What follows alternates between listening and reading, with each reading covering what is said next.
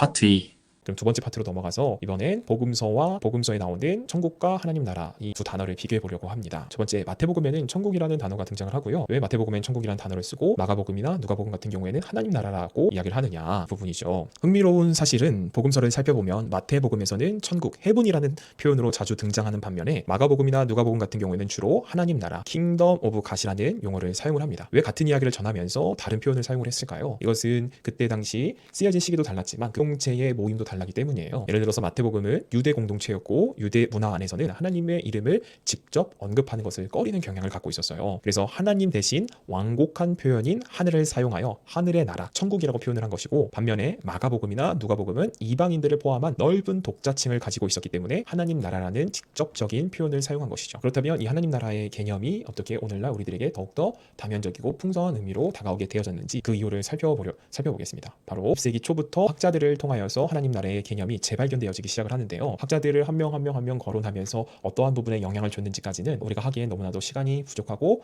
머리가 어지럽잖아요. 이런 이야기를 듣다 보면 두통 이렇게 느낄 수 있단 말이에요. 그렇기 때문에 학자들 이름만 짧게 거론하고 나중에 이 파트를 넘어가면서 좀 더 집중 심화 이야기를 해보도록 하겠습니다. 첫 번째 학자로는 알브레이트 리츠, 그리고 아돌프 폰 하르낙, 그리고 조지 엘던 레드, 그리고 현대 신약학자들 중에 유명한 학자분들을 말하자면 톰 라이트, 제임스 던 같은 경우가 있겠죠. 톰 라이트나 제임스 던 같은 경우에는 이렇게 자신의 의견을 표명을 합니다. 먼저 톰 라이트입니다. 예수님은 사람들에게 하늘에 가는 방법을 알려주러 오신 것이 아니라 하늘이 이 땅에 어떻게 임하는지를 보여주려고 오셨습니다. 그리고 제임스 던 같은 경우에는 하나님 나라는 단순히 미래의 약속이 아니라 예수님의 인격과 사역을 통해 이미 현재적으로 우리가 하나님의 현실입니다. 우리가 두 가지로 나눠볼 수 있겠죠. 고전적 의미의 천국의 개념은 무엇이죠? 우리가 죽어서 가는 어떤 하늘나라의 개념이 있고, 또 현대 학자들을 통해서 재발견된 의미의 하나님 나라는 하나님의 주권과 통치가 우리 삶 가운데, 세상 가운데 실현되는 것을 말한다라는 거죠. 그래서 양쪽에 우리가 죽어서 가는 공간적 개념인 하나님 나라와 땅에 임한 하나님 나라를 이렇게 모아서 우리의 신앙의 것으로 만들어야겠죠. 오늘날 학자들을 통해서 발견된 현대적 측면만 강조하다 보면 잘못될 수도 있다라고 하는 비판적인 시각도 당연히 있어요. 미래의 소망이나